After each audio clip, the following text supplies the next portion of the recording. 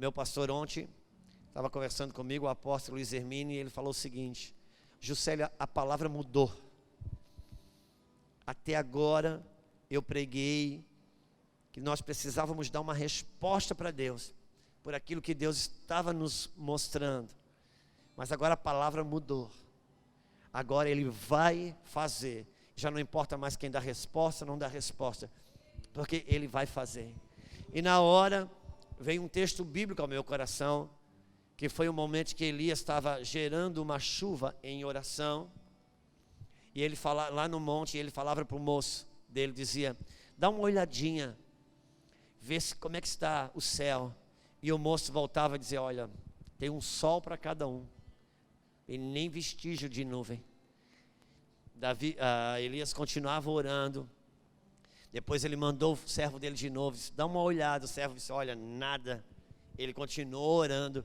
Ele estava gerando aquela chuva em oração. Na 7ª vez, você sabe o sétimo na Bíblia, o que significa? Na 7ª vez ele disse: vá dar mais uma olhada. E o seu moço volta dizendo: olha, eu vejo uma nuvem, tamanho da mão de um homem. Você imagina um céu aberto, estatelado, aquele sol. Ele viu uma nuvem, tamanho de uma mão do homem.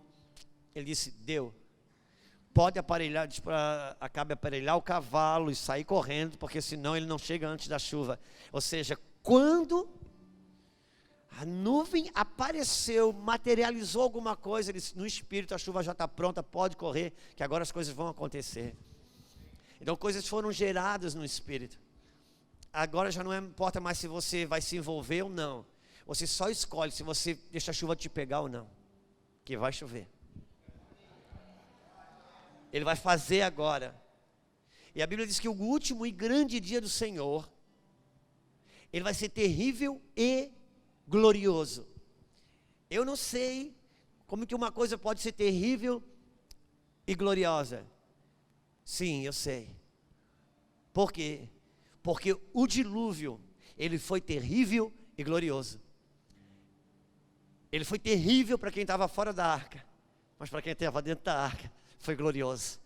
Então, o grande dia do Senhor vai ser terrível ou glorioso para você, dependendo de que cenário você vai estar compondo. Em que cenário você vai estar inserido. Porque Deus vai fazer agora. Então corra. Corra. Corra. Não é mais tempo de você largar pecado. É tempo de largar até aquilo que não é pecado, para não embaraçar. Sabe, Hebreus fala: tendo de tão perto, uma nuvem de testemunha tão perto. Hebreus capítulo 12, versículo 2. Diz assim: deixamos todo o embaraço e todo o pecado que tão de perto nos rodeia. Hebreus, acho que é 12, 2 que diz isso. Deixemos todo o embaraço e todo o pecado que tão de perto nos rodeia. Tem coisa que é pecado, tem coisa que é embaraço. Tem coisa que não é pecado, mas é embaraço.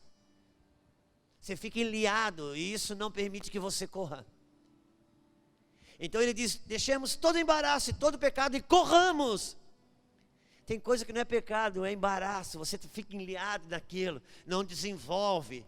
E não se dispõe a largar, porque olhando sobre pecado e não pecado, você não identifica como pecado. Todo embaraço. E por que primeiro embaraço para depois pecado? Porque todo embaraço hoje que você não desembaraça, amanhã vai virar pecado. Então desembaraça os seus pés, porque você está numa carreira. E essa carreira, você não corre correndo, você corre tendo paciência de permanecer na palavra, mesmo quando aparentemente ela parece não se cumprir. Então, se prepare, Deus, Ele está liberando algo sobre essa nação. Eu só quero estar envolvido com aquilo que Deus está fazendo. Se você está fazendo algo e Deus está abençoando, é maravilhoso. Mas por incrível que pareça, até esse tipo de coisa tem prazo de validade. Porque agora não é mais o que você faz de bom e Deus abençoa, mas o que você larga do que você está fazendo e se une ao que Ele está fazendo. Eu estava falando sobre oferta aqui. E um dia Deus falou para Moisés: Moisés, eu quero fazer um templo. Eu quero fazer um tabernáculo. E eu quero que você construa para mim um tabernáculo. Então você sai e pega a oferta de todo homem cujo coração se mover voluntariamente para isso. Isso o quê? O tabernáculo. Ele disse: vai e procura quem quer envolver o seu recurso com aquilo que eu vou fazer. Já não tem mais nem a ver com a lei da semeadura, mas você colocar investimento naquilo que Deus está fazendo. É impossível que um homem e uma mulher não seja abençoado quando ele coloca o recurso dele naquilo que Deus está fazendo. E é tão lindo que Deus fala assim: Moisés, pega oferta de todo homem cujo coração se mover voluntariamente para isso. É lindo porque diz: olha, não pega dinheiro de todo mundo não. Só pega daquele que o coração voluntário se envolver para isso. Por quê? Ele estava dizendo o seguinte: só pega o dinheiro de quem concorda com o que eu estou para fazer. Só pega o dinheiro de quem concorda com o que eu estou fazendo. Porque quem dá o dinheiro sem concordar, amanhã cobra. Agora, quem voluntariamente dá, não exige o destino, não decide o destino. Pelo amor de Deus, você sabe os princípios básicos de uma visita?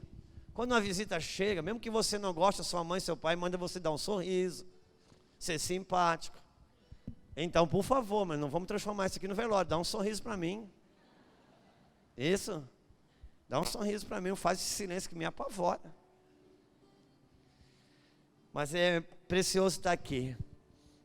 Eu sou um homem que casei, eu tenho 51 anos, casei, tinha 26 anos de idade, e casei com uma mulher maravilhosa, minha Lulu, é uma pessoa fantástica, inexplicável, ela realmente é inexplicável.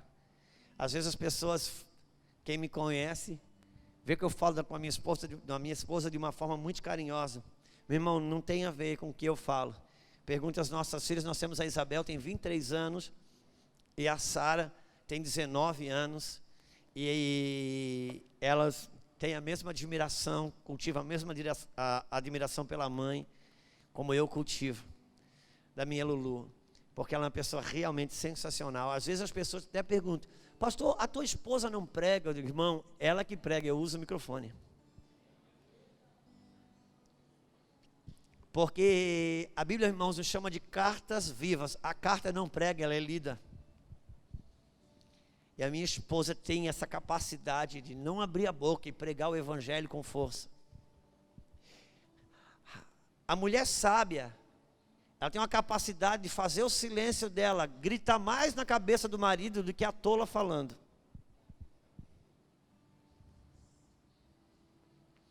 O silêncio do sábio grita mais do que o grito do tolo. E Deus me deu uma mulher sábia. Ela tem uma capacidade de aplicar uma injeção sem eu sentir a picada. Quando eu vejo, já está queimando na veia. É uma coisa fantástica isso. Deus nos conferiu a graça de publicar em setembro um livro chamado Família, Sua Origem e Seu Destino. Porque da onde você veio é para onde você vai voltar. Jesus disse: eu vim do Pai e volto para o Pai. Família, sua origem e seu destino. E em vida aqui você já tem um ciclo natural disso. Porque você nasceu de uma família e quando sai dela, sai para formar uma, porque família, sua origem e seu destino. Isso tanto no temporário quanto no eterno. Na verdade, o Deus eterno decidiu ser eterno no homem temporário, por meio das gerações. Porque você morre, mas não acaba, você continua na vida do seu filho. Deus não vê você como uma pessoa, Deus vê você como um elo de uma linhagem. Por isso é importante de você manter conectado em Deus. Mas não só manter conectado em Deus, mas garantir que o vagão de trás está conectado em você. Porque quando um vagão desata do outro, não é só ele que se desconecta da locomotiva. Dali para trás, todo mundo se desconecta da locomotiva. E o diabo não precisa tirar mais de um vagão de rota para dali para trás separar todo mundo da locomotiva. E você, como um elo dentro de uma linhagem, você tem uma importância muito grande.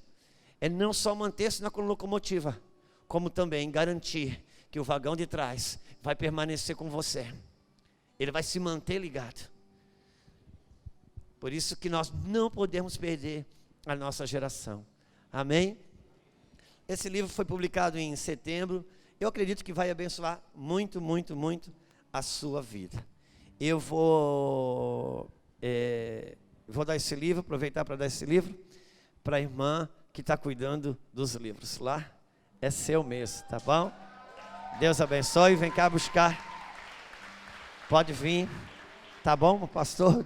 Você, por favor, olha na banca, porque ela não é boba, já tirou dela. Mas graças a Deus, essa conferência tem como título Famílias Sacerdotais. Eu acho isso fantástico, maravilhoso. E para tanto, eu gostaria de pedir para você abrir a sua Bíblia em Lucas, capítulo 17.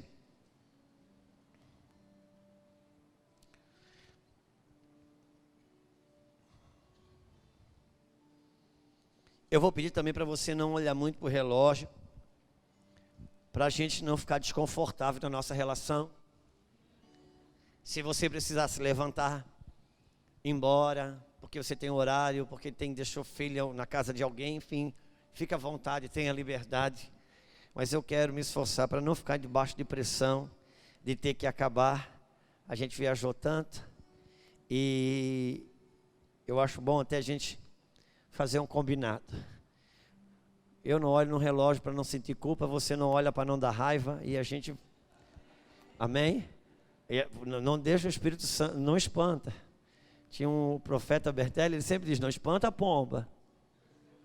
Então é isso, deixa o Espírito Santo ficar aqui conosco, amém? Lucas capítulo 17. Senhor, nós te damos graça, te louvamos, Senhor, te bendizemos em todo o nosso coração. Sabemos que o Senhor está nesse lugar, sabemos que o Senhor selou essa casa com um chamado, um selo do Senhor. E agora, nos últimos anos, tem começado a revelar o seu traçado, seu trajeto, seu destino, sua missão. Eu oro, Senhor, para que essa conferência, ela realmente cumpra o número dela, o número de uma ressurreição, para uma nova realidade em Ti. Nos entregamos nos jogamos, Senhor, nos rendemos, nos quebrantamos. Oramos para que a vida do Teu Espírito e a vida da Tua Palavra, ela brote, ilumine os olhos do nosso entendimento. A informação, Senhor, trabalha mais para a nossa vaidade do que para a nossa transformação. Por isso, Senhor, transforma-nos por meio da vida da Tua Palavra, Pai.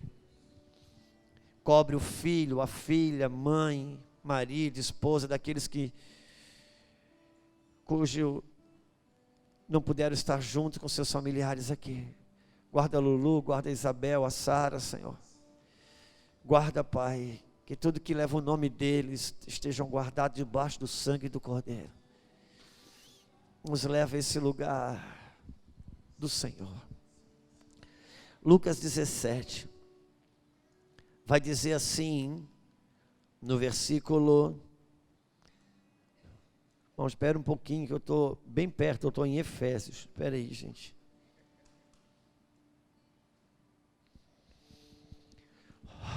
Versículo 20. Diz assim: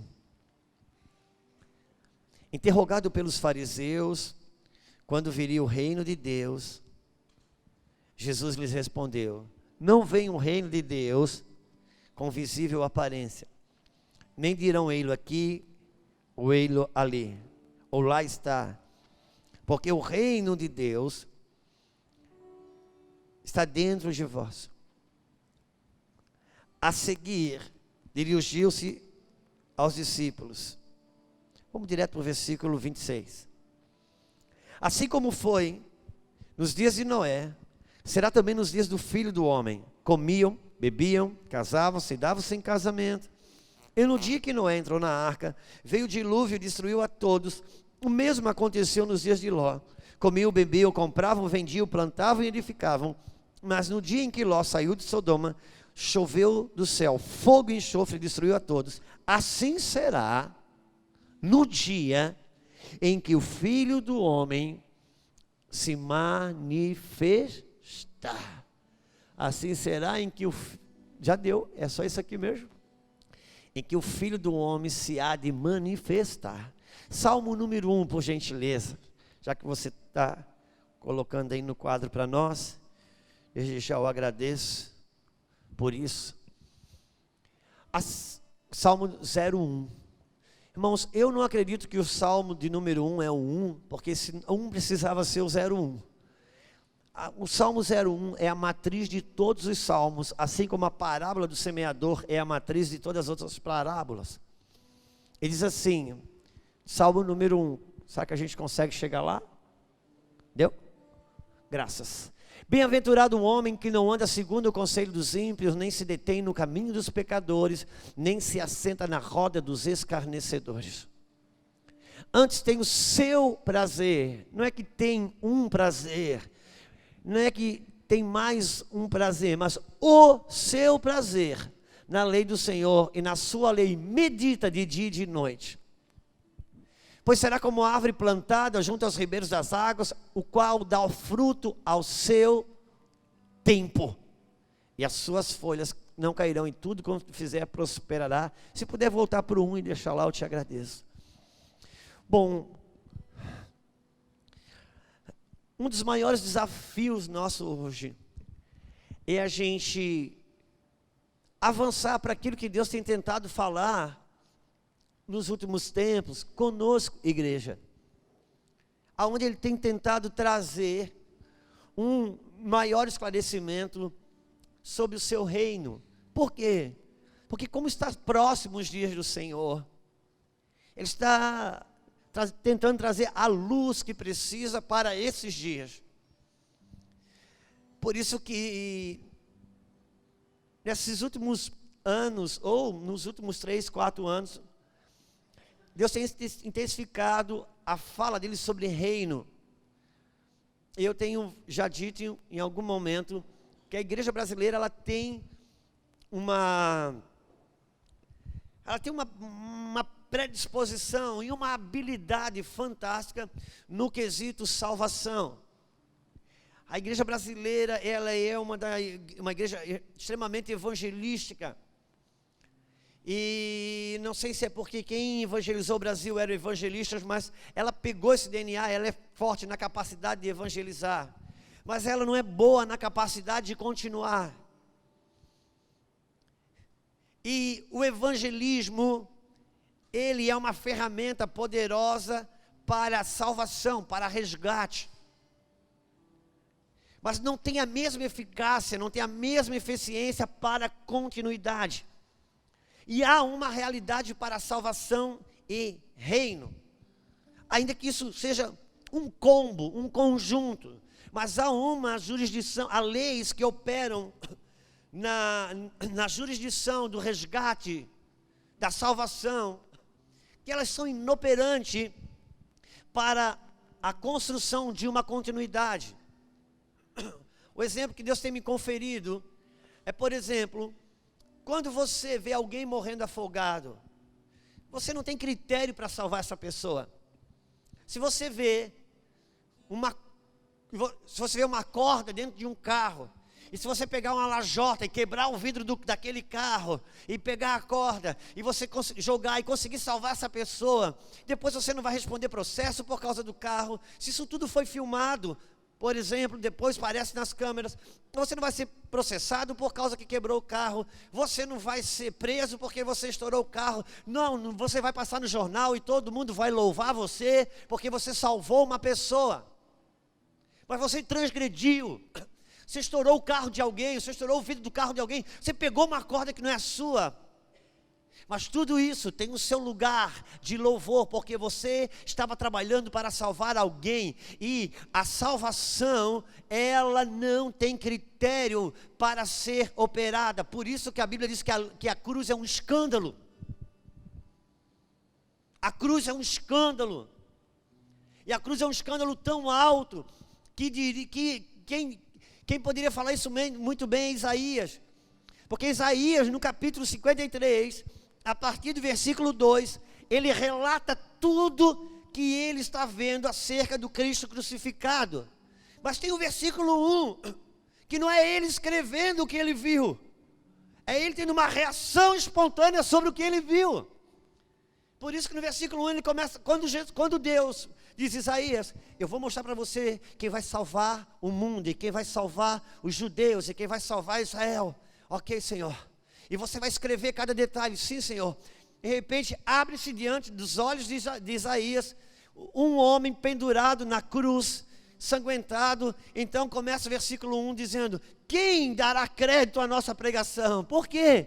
Era uma expressão dele quando ele olhou e disse: não pode, ninguém vai acreditar nisso. Por quê? Porque estava escrito que maldito o homem que morrer no madeiro. Como que aquela realidade aonde a lei considerava amaldiçoado por Deus ia ser exatamente a que ia salvar a humanidade, porque Deus usou o maior absurdo que poderia para salvar o homem, porque a salvação, você não tem critério para ela, mas para edificar, para construir, muitas coisas que você usa para salvar, não é inoperante para construir e edificar, porque quando você está salvando alguém que está morrendo afogado, não tem critério.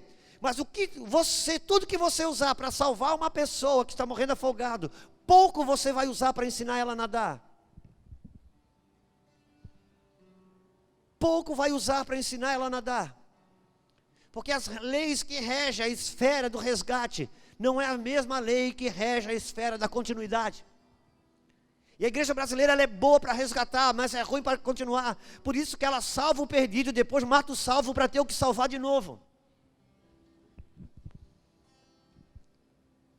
É por isso que você pode criar uma criança na igreja, e se ela tem 15 anos de idade, vai para o mundão, vai comer defunto no cemitério, vai virar bandido, e depois aos 30 anos ela volta para a igreja, volta para Jesus, mostrando marca de tiro, de facada, e mostrando que andava vestido de mulher, e sei lá o que, e a igreja, uau, parece que o teto vai estourar, é glória, é poder, é louvor. Mas aquela garota com 17, 18, 20 anos na igreja, sabe, resistindo às paixões da mocidade, resistindo de amar, segurando a sua santidade, parece que ela não serve para nada, ela é café frio com bolacha mole, ela é uma foto preto e branco 3x4, ela não tem graça.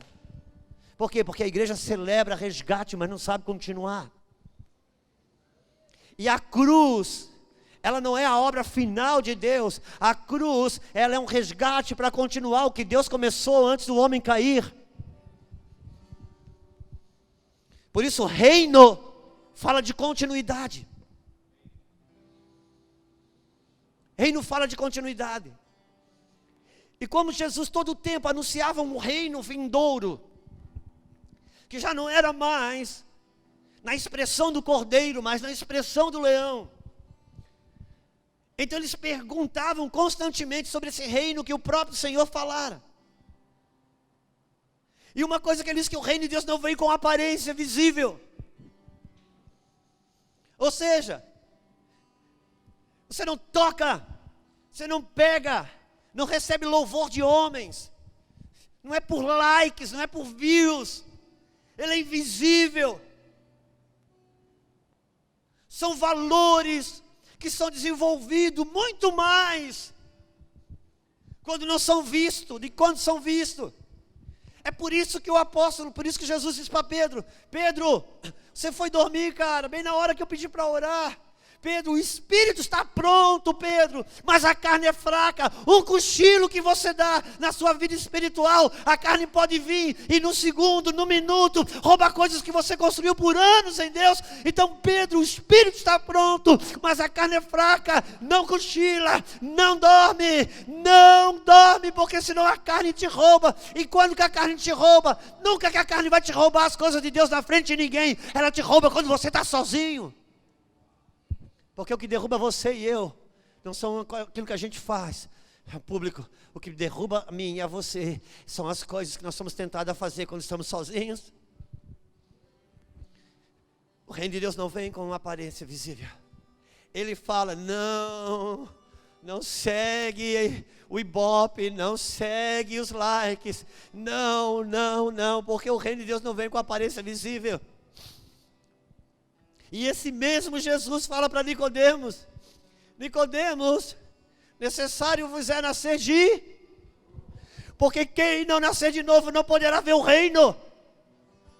Uau, então o que é nascer de novo? É ganhar um olho para ver o invisível. Quando você nasce de novo, você ganha um olho para ver o invisível. Seus valores, o que te deslumbra, o que te faz dar glória a Deus e aleluia, o que realmente te chama a atenção, não são as coisas que todo mundo está aplaudindo, porque todo mundo está aplaudindo o que os olhos físicos vê, mas o reino de Deus é de quem recebeu um olho para ver o invisível.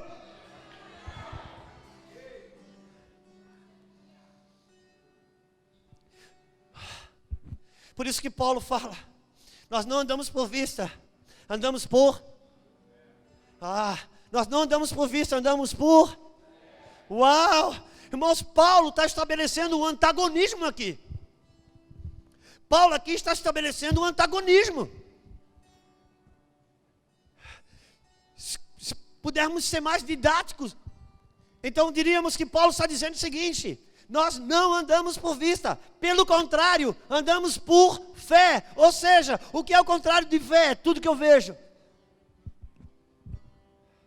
Porque o reino de Deus é invisível.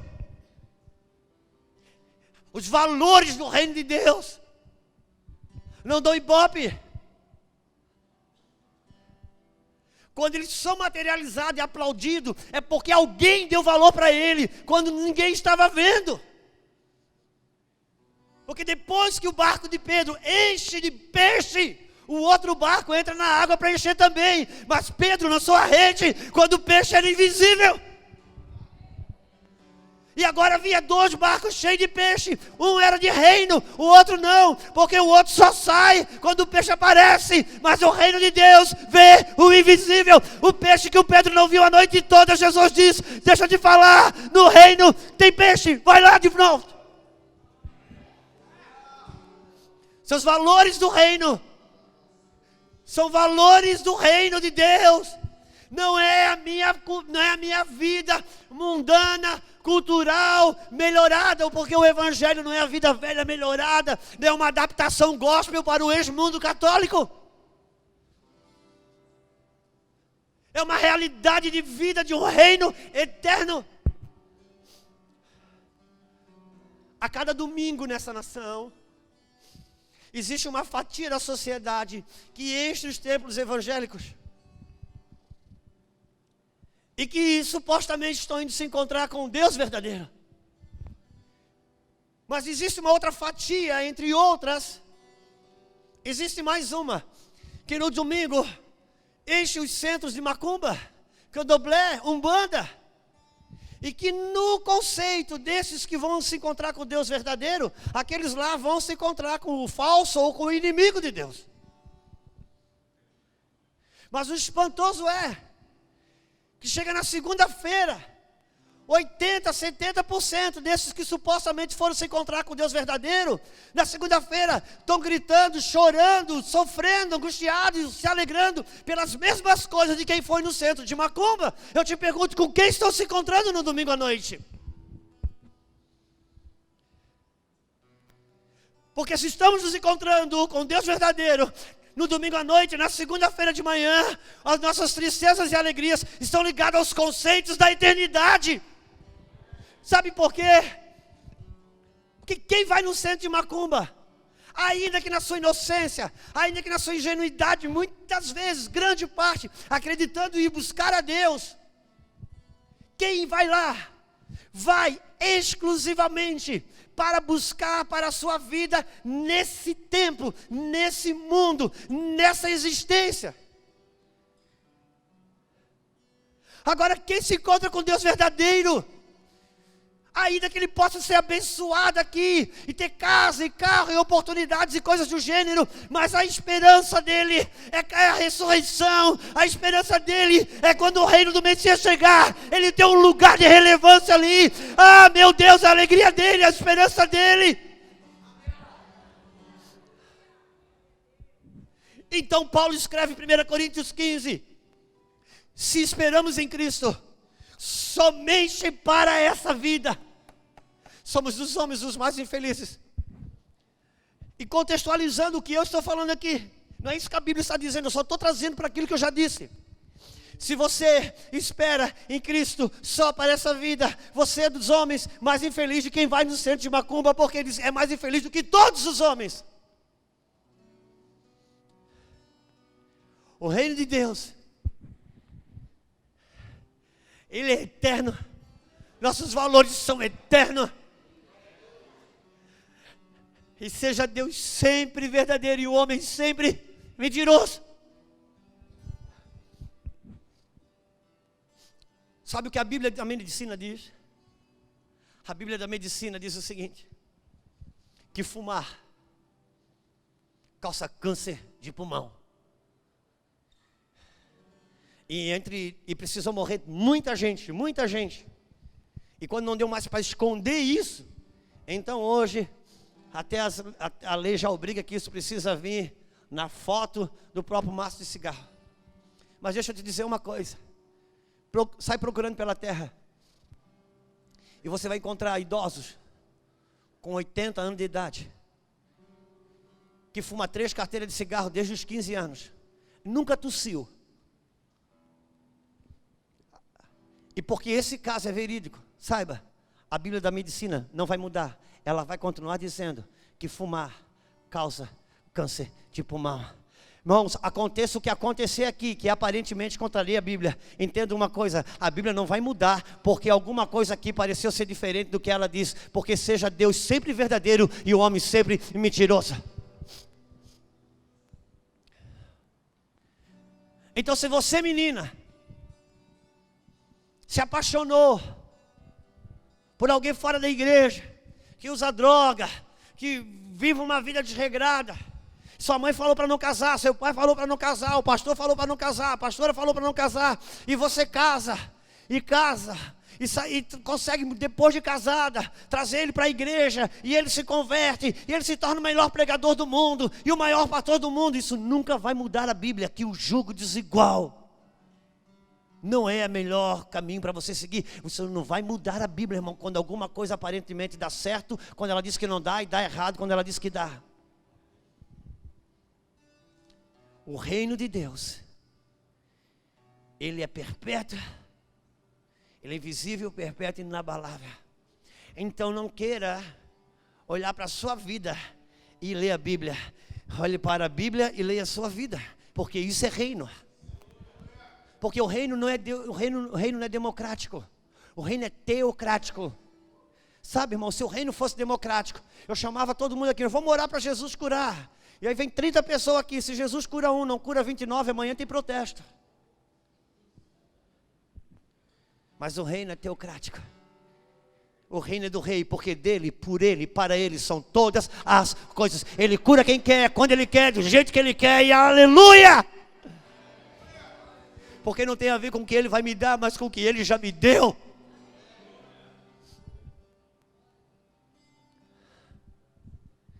E então, eles perguntam, como vai vir a vida do reino? E lemos o Salmo número 1. Bem-aventurado o homem que não anda segundo o conselho dos ímpios, nem se detém no caminho dos pecadores, nem se assenta na roda dos escarnecedores. Embora é importante pensar que isso aqui é uma escada que está descendo. Quem anda no conselho dos ímpios, uma hora se detém, para no caminho dos pecadores, e vai chegar uma hora, vai sentar na roda dos escarnecedores. Vai dançar gospel na boquinha da garrafa. Ouça, irmão, ouça-me. Bem-aventurado o homem que não anda no conselho dos ímpios. Agora importa pensar o que é andar no conselho dos ímpios. Andar no conselho dos ímpios não é você estar pensando em se separar e tem um ímpio lá no teu trabalho que diz, se separa mesmo, tua mulher não vale nada, ou teu marido não vale nada. Não, andar no conselho dos ímpios é você ter a sua mentalidade estruturada no que o ímpio hoje se estrutura. Não faz mal se você embala isso numa embalagem gospel. Irmãos, eu me converti na igreja católica,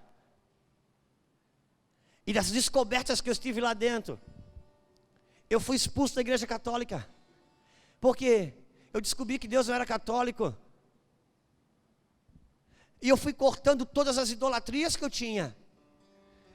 Eu joguei todos os meus santinhos fora. A fitinha do Bonfim eu joguei fora. A medalhinha do Expedito e de outros que eu tinha, eu joguei fora. E por causa disso, sabe o que fizeram? Eles me jogaram fora. E onde é que eu fui parar? No colo do meio evangélico. Aí eles queriam me dar rosa ungida, pano ungido. Eu digo, epa, eu já fui liberto dessas coisas. Não adianta mudar a embalagem. Ouça-me. Não adianta arrumar novas formas e fazer as velhas coisas sob o pretexto de fazer algo novo. Há uma realidade espiritual. Então eu fui cair no meio evangélico. É interessante a diferença entre o católico e o evangélico. Porque eu fui descobrindo isso na medida que fui tramitando nesse meio. O católico, ele acredita que ele é de Deus. Você quer falar sobre o católico de Deus? Eu já sou de Deus. Eu sei, irmãos, que eu vim de uma família católica, apostólica, romana, roxa. E eu acreditava sempre que Deus, eu sou de Deus. Aí eu fui parar no meio evangélico. O meio evangélico pensa diferente. Ele pensa que Deus é que é dele. E se você é o dono de Deus, você decide quem é de Deus.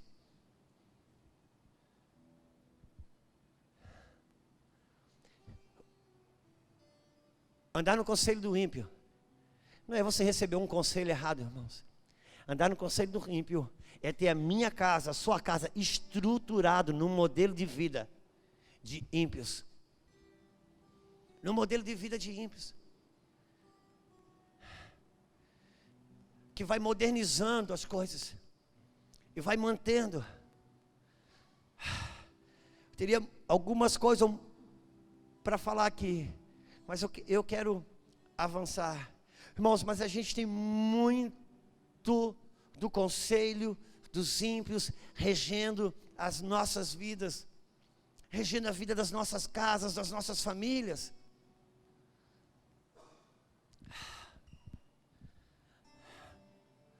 Oh, meu Deus, me ajuda, Pai. Deixa eu lhe falar uma coisa. A gente hoje, irmãos, precisa colocar nossa casa, nossa vida estruturada fora dessa realidade dos ímpios. Senhor, as crianças, a maneira com que nós criamos nossos filhos, não pode ser embalado pelos ímpios. Amém? Não pode ser embalado pelos ímpios. Tenho um canalzinho no YouTube, agora estou me pedindo para me falar sobre o Natal. E tanto que os meninos insistiram, acabei gravando um negócio, mas eu acho que até já me arrependi, mas eu digo, Deus, deixa aí. Porque tem aquele povo que é contra o Natal. Irmão, deixa eu falar uma coisa para você. Foi muito bom quem Deus usou para a gente descobrir que Jesus não nasceu no dia 25 de dezembro. Foi muito bom quem Deus usou para a gente descobrir que a igreja nunca comemorou o aniversário de Jesus. Foi muito bom para a gente descobrir que não adianta querer espiritualizar aquilo ali, ou fundamentar biblicamente, porque não tem nada de bíblico nessa realidade. Foi bom. Só que, irmão, não é bom hoje você arrancar isso tudo dentro de casa, porque se você hoje arranca um pinheiro de Natal dentro de casa, o seu neto vai colocar uma abóbora no dia de outubro. Hoje tem um pinheirinho ali, que uma vez por ano fala de Jesus para ele, por causa dos dias que estamos vivendo. Não tem a ver com o certo ou com o errado, irmãos, mas entender os dias que estamos vivendo. Porque para o diabo está ótimo se a gente arranca o Natal, porque é um dia que pelo menos fala de Jesus. E pelo menos entra naquele contexto que Paulo disse, pregue nem que seja errado, mas pregue. Porque é um dia que ainda reúne a família e diz, olha, Jesus nasceu no corpo. Então aquilo que outrora podia ser prejudicial, mas hoje, em detrimento dos nossos dias, estamos vivendo. Se você não deixar manter um pouquinho do Natal em dezembro, seus netos vão ter o Halloween em outubro dentro de casa. É uma questão de discernir os dias. É uma questão de entender o tempo. Por quê? Porque o reino de Deus, ele trabalha com o mal menor também. Sabe quando o apóstolo Paulo fala em Coríntios, irmãos, a igreja de Coríntios é a nossa igreja hoje em Itajaí, em Brasil, sem tirar nem pôr. Mas ele diz o seguinte, se for para se abrasar, é melhor que... Ele não está dando uma orientação de uma vida abençoada. Ele está dizendo, olha, se for para estar abrasando, tendo relação sexual, e mexendo com esse espírito, tocando... Casa, meu filho, casa, fica com esses demônios só para vocês dois. Porque dentro do processo, dentro do casamento, pode ser que você se converte e Jesus liberta. Mas não fica espalhando isso na igreja. Sabe quando o governo diz para você assim, você não vai parar de injetar droga? Então pega aqui, meu filho, eu vou te dar uma seringa nova, cada vez que você quiser, para você não passar isso para ninguém. O governo não está incentivando a droga, ele está trabalhando com o mal menor. Quantos entendem o que estamos falando? Paulo está diferenciando o mal maior de um mal menor. Porque na ausência do bem, o mal menor é o melhor que tem. Agora, quem age corretamente, quem compreende os seus dias, porque aquilo que poderia ser um fator negativo ontem, pode ser um fator positivo hoje. É por isso que vai falar, por isso que vai falar versículo 3, por favor, coloque lá, meu querido. Versículo 3. Aqui nós estamos em Isaías, pensei que eu estava em Salmo, irmão, me perdoa, me desculpe. Versículo 3, eu pensei que estava no Salmo. Mas tranquilo. Vou pegar o 2, vamos lá. Versículo 2 agora. Isso. Segura aí, pode manter aí. Bem-aventurado o homem que não anda no conselho do ímpio, para no caminho dos pecadores, não se assenta na rota dos escarnecedores. Antes, bom, eu não fico mandando os outros repetir não, irmão, porque eu acho isso tornar um pouco os outros bobos, mas tem hora que didaticamente ajuda, então me ajuda um pouquinho só por uma questão de amizade. Antes, bem-aventurado o homem que não anda no conselho do ímpio, não para no caminho dos pecadores, não se assenta na roda dos escarnecedores. Antes, tem o seu prazer na lei do Senhor. Entenda esse antes, significa dizer que no Salmo 1, o versículo 1 é o 2, e o versículo 2 é o 1, por quê? Porque você só não vai andar no conselho do ímpio, se antes você tiver o prazer na lei do Senhor, e nela meditar dia e noite. Sabe por quê? Os recursos para você andar no conselho do ímpio, não tem em você, tem na lei do Senhor, e na meditação dela. Não é você sair daqui e dizer, a partir da manhã não ando no conselho do ímpio. Esse poder não tem em você, mano. Esse poder não tem em mim. Esse poder só tem na palavra do Senhor. E quem medita nela, medita, não é que lê, é que medita. Porque lê, você lê com esses olhos. Meditar, você medita naquele olho que nasceu de novo para ver o invisível. Por isso que o teólogo que não nasceu de novo, ele vai sempre ler com esses olhos e nunca vai saber o que Deus quer mostrar porque ele está lendo. Por quê? Porque quem nascer de novo poderá ver o reino. Lê que informa, meditar que revela. Porque meditar, você medita com isso aqui, ó. Com os olhos do teu novo nascimento, é com um novo coração. Porque se você não meditar com os olhos do novo coração, se você só ler isso aqui, ó, só ler a Bíblia, quando ela falar de perdão, se você só ler, você vai pregar assim: olha, perdoar é um mandamento, está na Bíblia. Mas se você meditar, sabe o que a Bíblia vai dizer para você? Perdoar é um direito que você tem de ser livre de quem te fere. E muda só tudo, irmão. Muda só tudo. Porque se eu te ferir, quando a Bíblia manda você me perdoar, Deus jamais pensava em mim quando mandou você me perdoar. Deus está pensando em você, ser livre de mim. Por quê? Porque quando você tem ódio de alguém, sabe o que você quer? Essa pessoa longe, mas ela pode morar no Japão. Se você não perdoou ela dorme com você, come com você, toma banho com você. O dia que você conseguir perdoar, ela pode ser sua vizinha, ela está longe. Porque perdoar é um direito de você se ver livre de teu algoz, de quem te fere, de quem te machuca, de quem fez coisas que trouxe registros da tua alma, que até hoje faz você tropeçar em coisas que era para estar avançando.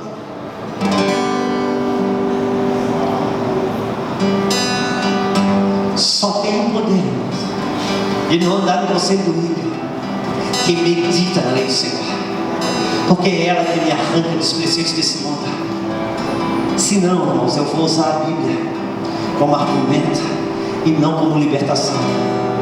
Por isso que a teologia pouco ajuda em muitos casos. Porque teórico que usa a Bíblia como argumento, o argumento não liberta, o que liberta é a verdade.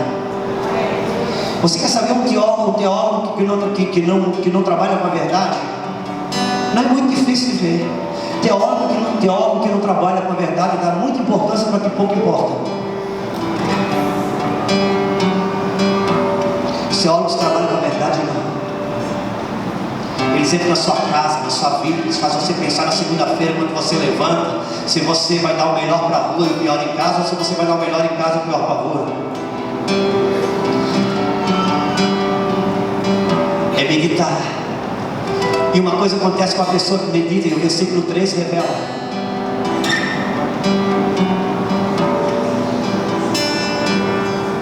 Será como árvore plantada junto a ribeiros de água, igual dá fruto ao seu?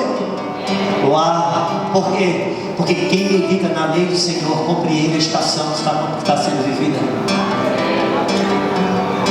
Quem medita na lei do Senhor compreende o que está acontecendo nos seus dias, compreende a estação, dá fruto da estação própria.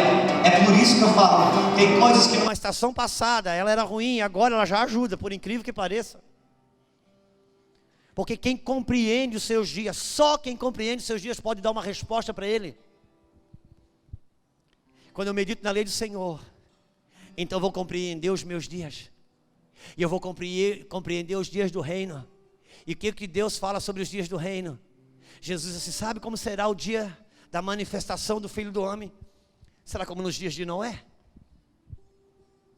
Será como nos dias de Ló? Uau! Então quem medita na lei do Senhor vai compreender os dias que o Filho do Homem está para se manifestar. E ele disse: será como nos dias de Noé? Comiam, bebiam, compravam, vendiam. O que é compravam, vendiam? Ou seja, serão dias de muito consumismo, serão dias de muita compra e venda, serão dias de coisas muito mercadológicas. Até a igreja vai ter sua vida muito pautada em dinheiro. É dia de muita compra, é dia de muita venda, é dia de muito consumo. Não adianta quando você achar que comprou uma coisa que você sempre desejou, quando terminar de comprar já tem outra coisa sendo desejada, porque são dias de muito consumo. Comprava e vendia. Será que já vivemos esses dias? E vai dizer mais: casavam-se e davam-se em casamento.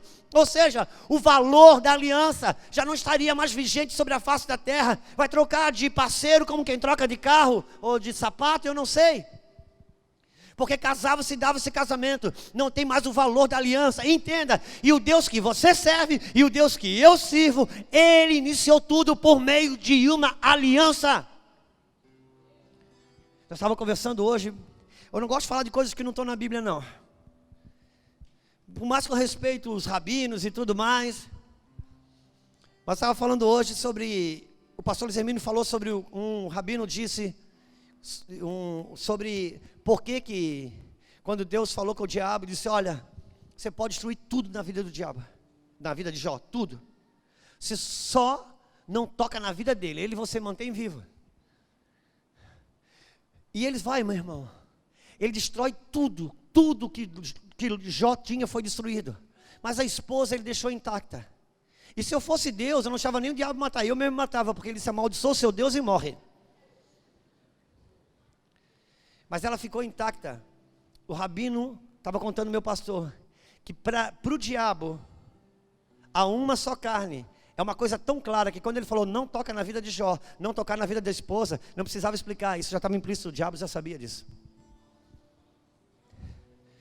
Irmãos, Deus trabalha com alianças. Deus nos ama por meio da aliança. Amor para Deus não é o quanto você beija, abraça ou elogia, mas o quanto que você honra uma aliança. Porque Ele escolheu nos amar por meio da aliança. Aliança protege relacionamento, relacionamento não protege aliança.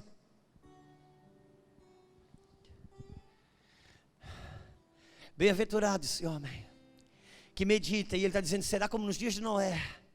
Será que já vivemos esse tempo, irmãos? Aí ele ressalta, será também como nos dias de Ló, e ele vai dando as dicas. Nos dias de Sodoma, aonde o culto ao prazer, aonde o direito de ser feliz vai além dos parâmetros bíblicos. Bom, você sabe, o lugar de buscar direito é no fórum. A igreja ainda é um lugar de entrega e sacrifício, é lugar de altar, é um lugar de honrar aquilo que já recebemos. São, como nos dias de Ló, dias de imoralidade, dias de lesbianismo, homossexualismo e coisas do gênero. Será que já vivemos isso? Então, se meditamos na lei do Senhor, podemos compreender os dias que estamos vivendo. E mesmo no meio do caos, se eu compreendo o dia, os dias que vivo, toda estação tem uma provisão dentro dela. Por isso tudo que se fizer, e as suas folhas não caem. Não cai por quê? Porque Ele compreende as estações. Quantos estão comigo? Pois bem, vamos um pouquinho mais para frente. Quando você medita na lei do Senhor, até o movimento do reino das trevas vai te ensinando sobre os dias que estão vivendo. Com todo respeito, irmãos, a quem já foi ex-macumbeiro, com todo respeito a quem já foi ex-satanista, mas eu tenho uma ressalva com pessoas que viveram no ocultismo e acham que isso é bagagem para hoje se mover no reino de Deus. A Bíblia, irmãos, a pessoa vem querer que eu estude sobre o demônio X, Y. Um dia, irmãos, pegaram uma apostila e mandaram a gente renunciar. Começando, renuncia o Zé Pilintra, renuncia não sei o que, mexe o cadeiro, mexe lá, lá, lá, lá. E chegou uma hora, entrou na linha do Zé, e nós tínhamos um irmão que trabalhava na mesa, que era o Zé, na mesa de som. E começou, renuncia o Zé Pilintra, renuncia o Zé Caveira, renuncia o Zé não sei o que. E ele falou assim, renunciar o Zé da mesa, eu desligo o som. A Bíblia diz, conheçamos e prossigamos a conhecer o Senhor. Eu não tenho que estudar as trevas, irmãos, eu não tenho que estudar demônio, eu tenho que conhecer o Senhor. Irmãos, eu sei que isso é chavão, que todo mundo já sabe. Mas quem não é enganado por uma nota falsa, não é quem estuda nota falsa. Se você estudar uma só, não importa quantas falsificações tem, estuda a verdadeira e você está resolvido.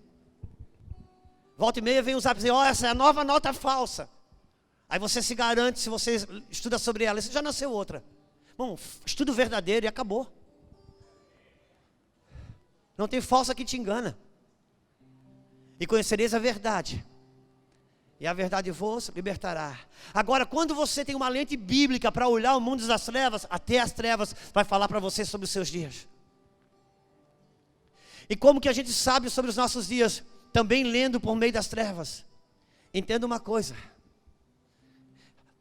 A primeira vez que nasceu na Bíblia um protótipo, aquilo que foi a maior sombra do Cristo libertador, que foi Moisés. Quando ele estava para nascer, todos os machos receberam o faraó, que é uma simbologia do anticristo, do inferno, do Satanás. Ele manda matar todos os machos que iam nascendo. Só que Moisés era um tipo do Cristo libertador, por isso que ele diz: virá outro semelhante a mim. E o Moisés libertou o povo quando? No dia que instituiu a Páscoa, por meio de um cordeiro que foi morto. E quando o João Batista olha para Jesus, o que ele diz? Esse é o cordeiro que tira o pecado do mundo. E qual foi o dia que Jesus escolheu morreu? Na Páscoa, porque agora aquilo que era uma pedagogia deixava de ser, porque a realidade chegou. Agora, quando o libertador verdadeiro, o Messias, estava para nascer, o que o diabo, na pessoa de Herodes mesmo, mandou fazer? Mandou matar todos os machos. Agora entenda uma coisa, Apocalipse 12, 9, se a irmã puder colocar lá, o irmão, a irmã, puder colocar para a gente, eu gostaria que você pudesse olhar comigo. Desculpe se está sendo enfado os textos, mas nós estamos aqui, irmãos, quando você chama de conferência, é para conferir. E foi precipitado o grande dragão, a antiga serpente, chamada o diabo e Satanás. Uau, segura aí, mano. O que acontece? Foi precipitado o grande dragão. Quem é esse grande dragão? A antiga serpente, chamado diabo, Satanás, que faz o quê? Que mata, que rouba, que arranca a cabeça. Não, o que ela faz? Uau!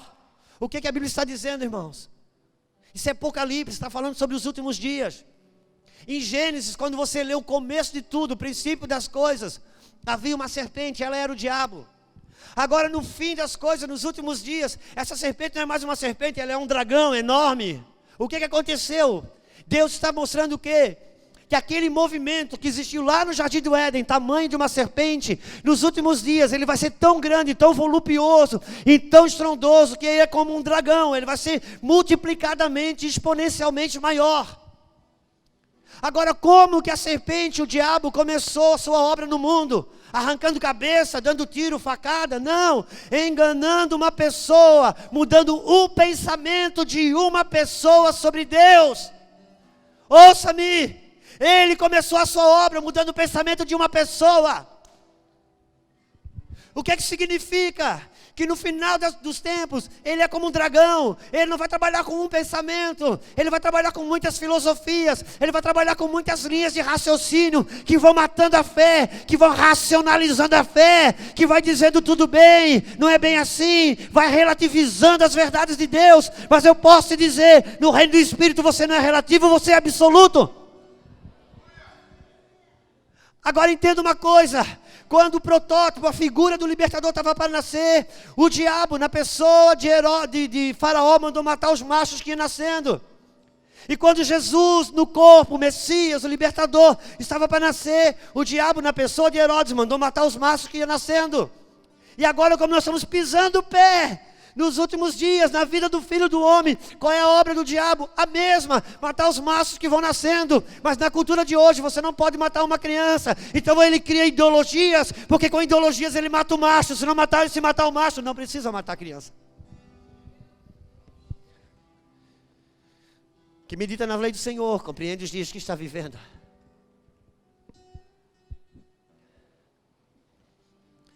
Por isso, mano, é preciso entender os dias que nós estamos vivendo.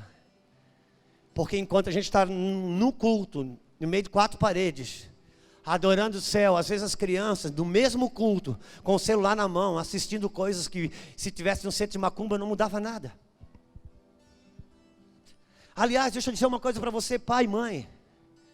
Você que para ter um culto sossegado, deixa a criança assistir o que ela precisa assistir dentro de um celular. Coisas, muitas vezes em casa, não deixa usar o celular. Então o que ele faz? No culto, para não ser incomodada, aí a criança pode usar o celular. Desde bebê vai tendo a cultura, que dentro do culto ela pode usar o celular, em todo lugar, mas no culto pode. Não ande no conselho do ímpio. Não ande no conselho do ímpio. Porque você mesmo está introduzindo uma cultura. Porque você vai banalizando o culto. Não, educa certo, que ela senta no teu lado e espera. Por quê? Porque você, quando era criança, se estava na missa ou no culto, você não podia abrir a boca e nunca precisou fazer cura interior para isso. Quem aqui precisou fazer libertação em cura anterior, porque na missa, no culto, não podia fazer barulho quando era criança? Irmão, se você educar no padrão de Deus, não anda num conselho do ímpio. Sabe quando a Bíblia fala que das crianças é o reino dos céus? Irmão, com todo respeito, o reino do céu não é das crianças. O pastor Luciano, que é mestre, vai saber me ajudar. Qual é o nome do filho maduro e imaturo? O maduro, o que é? E a Bíblia trabalha com dois tipos de filho, o imaturo e o maduro, não é? E quem vai manifestar o reino de Deus? O ruios, porque é o maduro. Porque o reino de Deus, irmãos, é de adulto, não é de criança. Tá, então rasga a Bíblia quando Jesus fala que o reino de Deus é de criança. Não. Quando Jesus diz que o reino de Deus é das crianças, entenda uma coisa: tudo que você é de bom hoje e tudo que você é de ruim hoje foi o que foi introduzido em você quando era criança. O que a gente tem que buscar cura hoje? Naquilo que quando criança recebemos de errado. O que a gente tem de bom hoje? Naquilo que quando era criança recebemos de bom. Por isso que o reino de Deus é das crianças, porque como você introduziu o reino dela hoje, amanhã quando adulta ela vai ser um homem de reino ou não. Porque a formação está na infância. Será que a gente precisa esperar a psicologia dizer para nós, irmãos, que a formação de uma criança é de 0 a 9 anos? A Bíblia já fala isso há tanto tempo. Ouça-me. Hoje você pode ler sua Bíblia no celular. Você que é adulto, irmão. Mamãe, papai. Você pode ler sua Bíblia no celular. Não tem problema. Por quê? Quando você era criança, não importava que tipo de religião você era. Quando você entrava numa casa, tinha uma Bíblia aberta em algum lugar na casa. Mano, não me deixa sozinho, só faz assim. Eu sei o que você está falando, pastor. Obrigado. Aquela Bíblia que ninguém lia, mas estava aberta ali. Sabe o que a gente sabia? Aquilo ali era o livro sagrado de Deus. Irmãos, a gente não importava a religião. Aquilo ali era a Bíblia sagrada, o livro sagrado de Deus. E como você sabia que aquilo ali era sagrado? Na formação da sua infância. Sabe o que acontece hoje? Quando você lê a Bíblia no celular, você se relaciona com o sagrado. Agora, se a sua criança começa lendo a Bíblia no celular, no mesmo lugar que ela joga joguinho, no mesmo lugar que ela conversa no WhatsApp, no mesmo lugar que ela consulta coisas na internet, no mesmo lugar que ela assiste o desenho animado, no mesmo lugar ela lê a Bíblia é só mais uma coisinha dentro do celular. Ela não se relaciona com o sagrado. O reino de Deus é das crianças, então nos convertamos a elas. E vou pensar o que eu estou fazendo, o que está comunicando para a minha criança. O que nós fizemos aqui, o que está comunicando com a criança. Irmãos, cada vez que a gente traz as crianças para fazer uma dança de adoração aqui na frente, os pais já vêm tudo com o celular para filmar, e aquilo já deixa de ser uma adoração, já passa a ser uma apresentação, porque a criança vê o pai filmando, ela já esquece, ela perde a conexão, já está agora se desenhando para o pai. Irmãos, de verdade, eu não sei por que eu estou tendo essa ousadia de rasgar aqui, como se eu estivesse falando na minha casa. Talvez é porque Deus ama você tanto quanto me ama, ou ama eu tanto quanto eu amo você, mano. Mas nós não podemos andar num conselho dos ímpios. E não precisa andar como um extraterrestre, não, irmãos. Não precisa. Não precisa andar como extraterrestre. Ah, pastor, mas hoje é difícil, irmão. Cada tempo tem o seu tempo difícil. Cada tempo tem a sua dificuldade. Só não consegue romper com a dificuldade aquele que idolatra a sua dificuldade. Que ele decide que a dor dele, você não pode contar para ele um problema. Sabe a mãe quando envelhece? Você nem tem coragem de perguntar: mãe, está tudo bem? Porque mesmo que esteja, ela vai falar uma doença dela. Irmãos, o reino de Deus, o diabo, nos últimos dias, a movimentação dele, irmãos. Hoje tem gente que diz: a igreja perdeu o poder, porque eu sou do tempo que caía demônio no chão. Irmãos, o demônio hoje que cai no chão, ele até quer entrar no culto, Deus não deixa. Porque a minha luta e a sua luta hoje são com os espíritos de racionalidade, são com os espíritos que relativizam as verdades de Deus, são com o espírito que cega a nossa vida dentro da própria casa, são com essas coisas. Você mesmo, irmãos, hoje é mais crente que já foi um dia, já leu a Bíblia mais do que já leu um dia, conhece a Deus mais do que já conheceu um dia, mas tem mais dificuldade de orar hoje que já orou um dia, porque são os tempos que estamos vivendo. E será como nos dias de Noé. E por que nos dias de Noé e nos dias de Sodoma e nos dias de Ló? Porque em Noé e Ló nós temos 2 juízos final. Só que um juízo fala sobre salvação e outro juízo fala sobre reino. Porque um juízo, Sodoma acaba com tudo, destrói tudo. Até hoje, aquilo está um vale de sal, não pode fazer nada lá em cima. No dilúvio não. O dilúvio fala de reino, o dilúvio fala de continuidade.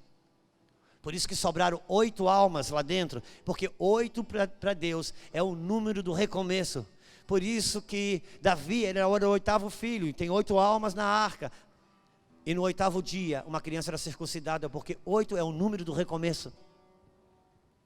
Então, como a circuncisão fala do novo nascimento, é o meu recomeço para agora continuar. Mas nos dias de Ló, entenda uma coisa, a igreja Ló viveu uma realidade naquele juízo. A igreja Noé viveu outra realidade naquele juízo.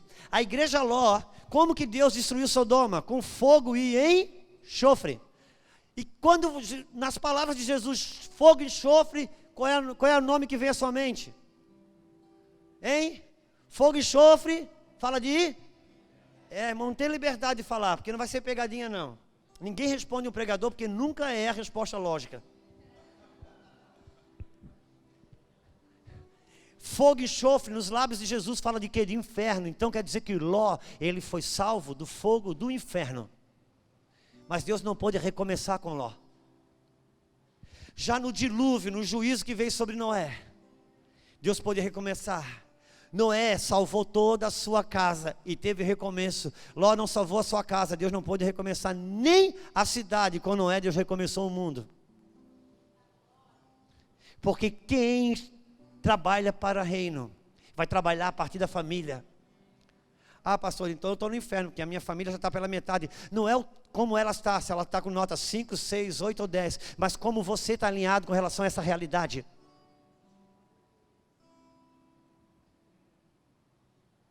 É como você está alinhado com relação a essa realidade. Quer ver uma loucura, irmãos? Sabe, pastor Luciano, não sei se você já ouviu falar isso, mas a nossa equipe de aconselhamento lá em Itajaí, a pessoa que era Nível Hart, falei certo? Obrigado. Que mais resolvia casamentos que não tinha mais jeito, era a pastora Beth. Era, não é ainda. Eu sempre dizia que ela era Nossa Senhora das causas impossíveis. Ela tem uma autoridade, irmãos. O cara pode ter saído de casa e ido morar com o amante. Quando ela pega a esposa para aconselhar, se a esposa se alinha numa intercessão correta, mano, não tem jeito, uma hora o cara volta. Agora pasme, ela é divorciada. Há 28 anos. E ela ajuda muitos casais de pastores com o problema. Só que é mais fácil ajudar a ovelha do que pastor, porque não tem que lidar com o orgulho espiritual dele. Aí veio um caso desse, que o pastor já estava meio fora de casa, já estava dormindo lá, cá. Aí viu uma mudança da esposa. Aí ele foi lá falar com a pastora Beth. Chegou lá, Lu. Ele sentou, seminário de teologia, batista, não se ofenda. Só estou contando a realidade. E ele chegou. Ele fez uma conversinha de 5 minutos para poder dizer o que ele queria dizer. E ele disse assim: com que autoridade você está dizendo para mim não me separar? Se você é divorciada. Com que autoridade você está fazendo isso? Ela disse: você é um pastor, não é? Sou. Você tem formação de seminário? Sim, tem. É por isso que eu estou falando para você não se separar. Para que amanhã você não tenha que sofrer a humilhação que eu estou sofrendo na sua frente agora. Porque não é só a sua família estar inteira ou pela metade, irmão, mas é como posicionado você está com relação à família e reino. Quantos entendem o que estamos falando? 3 amém, essas alturas já é avivamento.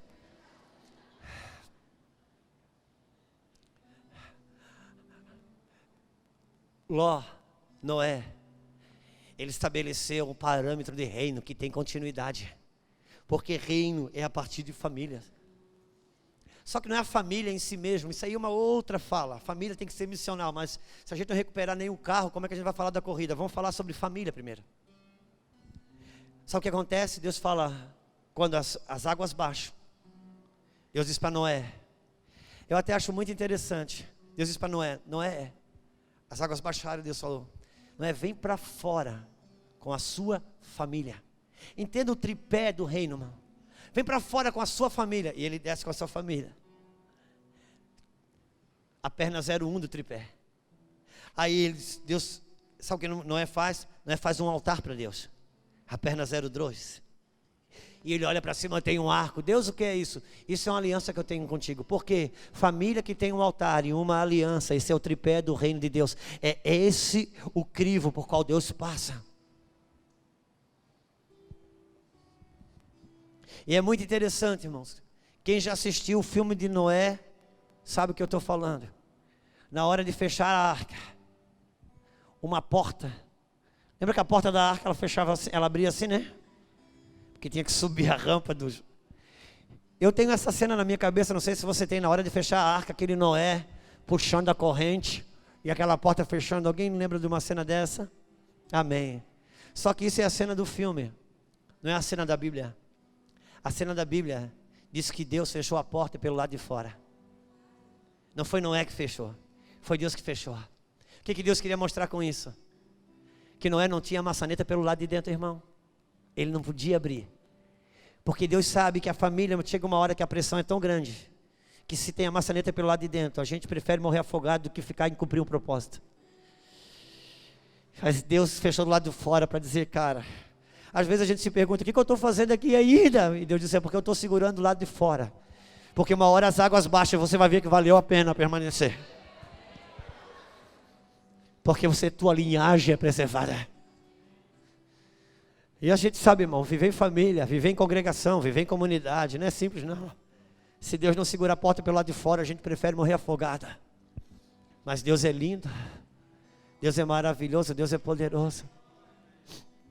Por isso precisamos trabalhar nossas crianças, nossos filhos. E Deus dá a receita. O mais lindo é que Deus dá a receita. Em Deuteronômio, no capítulo 6, a partir do versículo 3, mas acho que podia ler o 4, 5 já para adiantar, porque eu sei que eu estou atrasado. Não estou, obrigado, acreditei no primeiro que falou. Tem coisa que não dá para você ouvir mais de uma, mas pega aquela palavra já, porque não sabe se vai ter outra igual. Eu fui morar em Campinas agora, cheguei lá na casa, no ano passado, né? O rapaz que foi lá ajeitar as coisas para a gente, um bujão de gás, aquela instalação, ele disse, olha, a água de Campinas é o melhor tratamento do Brasil. Eu disse, pronto, não quero ouvir mais ninguém, vou tomar água da torneira. Eu tomo água da torneira até hoje. Peguei aquela palavra, não quero escutar uma segunda opinião. Diz assim, ó, ouve Israel, o Senhor, nosso Deus é o único. Uau! Amarás, pois, o Senhor teu Deus de todo o teu coração, de toda a tua alma e de toda a tua... Essas palavras que hoje te ordeno estarão no teu coração. E as ensinarás aos teus filhos. Pode segurar aí. Ensinarás aos teus filhos. Nós temos outra tradução que fala e vai como ensinar perseverantemente aos teus filhos. E outra palavra que diz, você ensinarás com insistência aos seus filhos. Mas eu gosto muito da tradução da Thompson, e tem outras que não é da Thompson, que fala que tu inculcarás aos teus filhos. Eu gosto dessa tradução, que fala que tu inculcarás aos seus filhos. Porque você sabe o que é inculcar. Inculcar é colocar uma coisa na cabeça de uma pessoa que ninguém tira. Você já tentou falar com uma pessoa inculcada? Meu irmão, acabou. Você não só desiste, que como você mata a fé de quem acha que pode fazer o que você não conseguiu fazer. Você diz, não, deixa que essa pessoa inculcou, ninguém vai tirar ela desse lugar. É disso que a Bíblia está falando.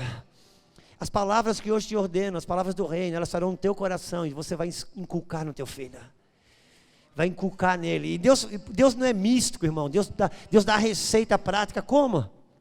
E dela falarás quando estiver sentada.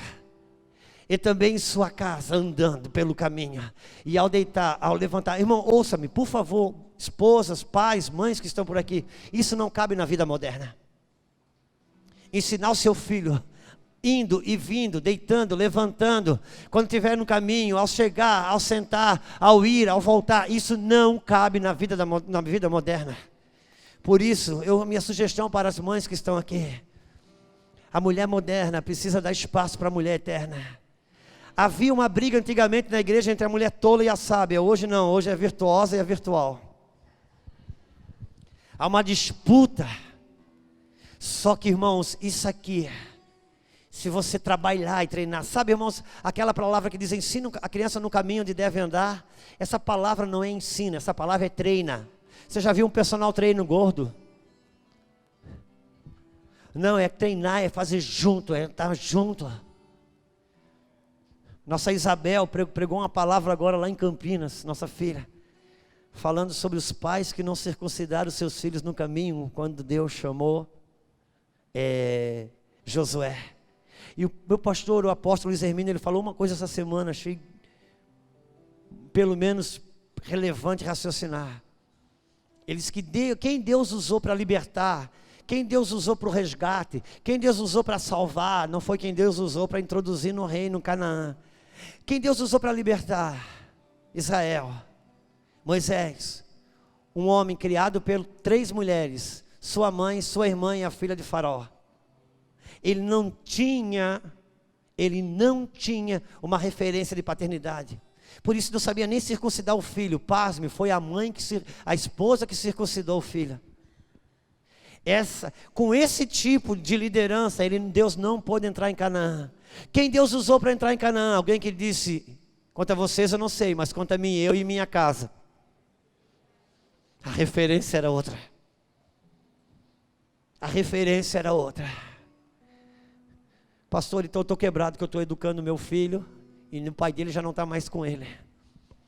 Ouça-me, você mãe, que educa o seu filho e o pai dele não está mais presente, ou ele é órfão de pai vivo dentro de casa. Você vó, que traz o netinho na igreja porque os pais não estão com comprometimento. Ouça no que eu estou falando. O apóstolo Paulo, ele diz o seguinte, que ele não pregava o evangelho onde alguém já tinha pregado. Ele não pregava em terreno alheio. Mas o cara 01 dele, que era Timóteo, Paulo não colocou a fé no coração de Timóteo. Sabe o que Paulo diz? Timóteo, aquela fé que esteve na tua avó e depois na tua mãe, agora está em ti, é essa que eu quero que você trabalhe, porque ela é genuína. Então por que Deus colocou Paulo ali? O pai de Timóteo era grego, ele não tinha o evangelho. Quem colocou foi a avó e a mãe. Então Deus coloca Paulo aqui para cumprir aquela lacuna de paternidade, só para ele desenvolver a fé que a mãe e a avó colocou. Coloque a fé no coração do seu filho. Deus levanta um Paulo a seu tempo para cumprir essa lacuna.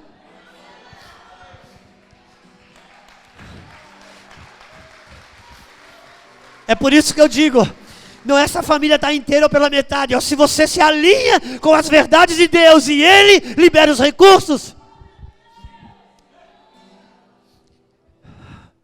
Porque nós não estamos aqui com uma régua de medir a sua vida, mano. Nós estamos aqui para dizer o seguinte, seu filho é meu filho é seu filho. Se seu filho está na fé, meu filho está na fé. Se seu filho está desviado, meu filho está desviado. Porque teu filho, meu filho, teu filho. Nós não estamos aqui para reguar quem está bem, quem está mal, mas para nos unir como exército, para a batalha que ela está vigente, é a batalha final.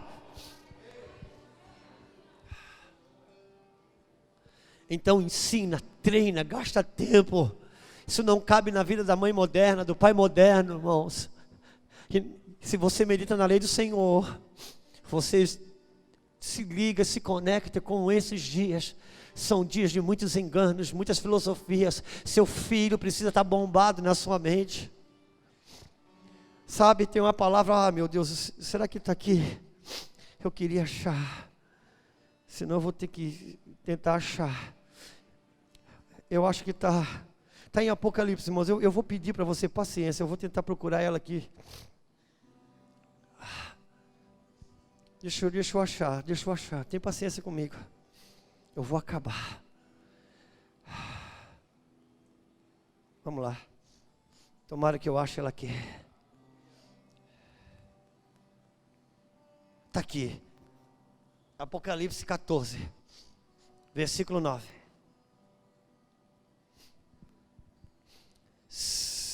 Colocamos, achamos? Apocalipse 14, 9. 1, 2, 3 e espera. Seguiu-se esse outro anjo, o terceiro, dizendo com uma voz forte: Se alguém adora a besta e a sua imagem, recebe a sua marca na testa ou na mão, também este beberá do vinho do furor de Deus. Esse Deus, irmãos, carregado de amor e misericórdia, um dia ele vai se manifestar dessa forma. Preparado sem mistura no cálice da sua ira, e será atormentado com fogo e enxofre diante dos santos anjos e na presença de Deus. Quem receber a marca da besta na testa ou nas mãos. Agora volta para Deuteronômio capítulo 6, versículo 7, por favor. Porque isso é muito relevante para os nossos dias. Entenda uma coisa. Você inculcarás aos seus filhos e dela falarás quando estiver sentado em sua casa, andando pelo caminho de Itaseá, e ao levantar-se, versículo próximo. E também deve amarrá-las como sinal na sua mão, e elas serão por frontal entre os seus. Uau, aonde? Aonde? Na testa, na mão, no frontal, aos seus olhos. Sabe o que a Bíblia está dizendo? Nesses últimos dias, que são os últimos dias, que é esse movimento do diabo com engano, quando ele apresentar-se para marcar o sinal da besta na palma da mão do seu filho, na testa do seu filho, ele vai ter que voltar para o inferno dizendo: no filho do fulano não deu, no filho do ciclano não deu, porque ele já marcou a palma da mão e a testa com as palavras do reino de Deus. Não tem espaço, já está preenchido. Por favor, mano, não queira mistificar chip, não é de chip que Deus está falando. Deus está falando de uma mentalidade, de uma cultura de reino, do conselho do ímpio ou do conselho de Deus.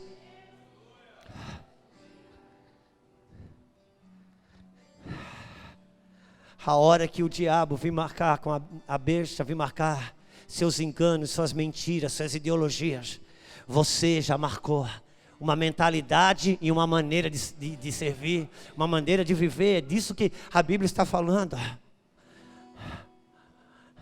É por isso, irmãos, que Elias, que foi levantado para destruir o trono de Jezabel, que é a simbologia de um padrão distorcido familiar de Deus na terra, a Bíblia diz que Deus vai usar uma geração debaixo do espírito de Elias para converter o coração dos pais aos filhos e dos filhos aos... Por que Elias? Porque Elias foi a pessoa que destronou Jezabel, aquela distorção familiar onde a mulher assume o governo das coisas e o homem passivo se transforma no auxiliador idôneo. E Elias confrontou isso. E é por isso que Jesus chamou João Batista dizendo: esse é o Elias que havia de vir. Por quê? Porque ele foi a Herodes e disse: essa mulher não é tua, essa mulher é a esposa do teu irmão. Quando ele confrontou um padrão errado, o mesmo espírito de Jezabel usou Herodíades para arrancar a cabeça dele. Por que a cabeça? Porque esse espírito arranca o governo do homem, coloca a mulher na frente e distorce o padrão familiar. E por que Elias? Agora entenda uma coisa. Marca, irmãos, a mente, as mãos. Se a marca do reino estiver, ou a marca da besta não vai ter espaço. E sabe como Jezabel se chama? Sabe o que é o nome para Jezabel? Jezabel quer dizer Baal é Deus. Sabe o que quer dizer Elias? Elias quer dizer Jeová é Deus. Sabe o que acontece se você colocar um nome? Se nascer um menino na sua casa e você botar o nome de Elias, sabe como você vai chamá-lo? Elias. Então é por isso que a gente acha que o pai e a mãe de Elias chamavam Elias de Elias. Não. O pai e a mãe de Elias chamavam Elias de Jeová é Deus.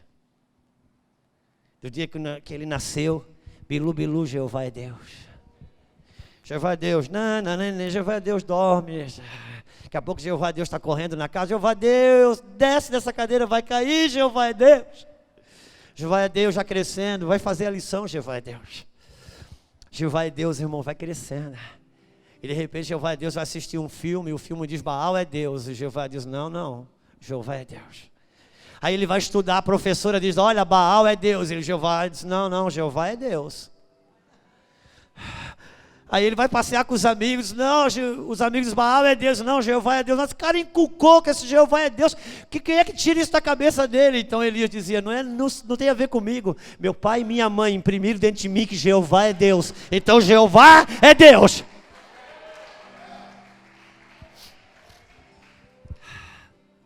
Entenda uma coisa, ouça, Entenda, Moisés, ele foi criado na casa de Faraó, mas quem dava de comer era Joquebede. A questão não é onde o teu filho anda, quem alimenta ele. Porque o que determinou a queda no jardim do Éden foi quem deu comida para quem. Quando Adão e Eva comeram do cardápio de Deus, eles tinham vida. Comeram do cardápio da serpente, do que engana, eles caíram. E até hoje quem decide se a sua casa fica em pé ou cai, é quem dá de comer para ela. Moisés andava nos palácios de Faraó, mas quem dava de comer era a sua casa. Ouça-me, deixa eu te falar, por favor. Não importa se os teus filhos, a tua filha anda nos palácios de Faraó. A questão é quem está alimentando ele. Porque quem dá de comer para ele vai decidir se dentro do palácio de Faraó ele vai ser escravo ou libertador. O que decidiu Moisés ser um libertador é que na infância ele comia no peito de Joquebede. Apostolicamente está falando que quem dava de comer era a igreja. Mas ainda, primeiramente, era sua mãe, era a sua casa. Quantos entendem o que estamos falando? Irmão, você se sente desafiado? Meu Deus, irmão, por favor, não diga que você não está se sentindo. Se você diz, não, estou assustado, não estou desafiado, não tem problema, irmão. Melhor que primeiro susta, depois se sente desafiado. Se sinta desafiado. O problema hoje é a gente tem que reter a verdade para a igreja não ficar apavorada. Quando o Felipe Vilela assumiu os adolescentes, sabe o que os pais foram falar para ele? Ô pastor Felipe, você fica falando de Apocalipse aí, esse negócio assusta os garotos, as garotas. O Felipe falou, engraçado. É engraçado. Eu não posso falar de Apocalipse porque assusta o seu filho, a sua filha que é adolescente. Mas você não sabe que no joguinho de videogame dele, ele está arrancando cabeça, braço, sangue espirrando e ele não está nem aí. Aquilo é uma mentira que leva ele para o lugar errado. Eu estou falando da verdade que leva ele para o lugar certo. Então não se assuste, porque essas coisas não é para se assustar, irmão. Sabe por quê? A gente já tem uma predisposição para as coisas de Deus. Quando ela aparece, ai meu Deus, eu estou com medo, Moisés vai no meu lugar. Não, mano, não, Deus não fala para nos assustar. Deus fala para nos reposicionar. Por quê? Porque no meio de todo o caos, irmãos, entenda, quando o diabo estava matando os machos, estava nascendo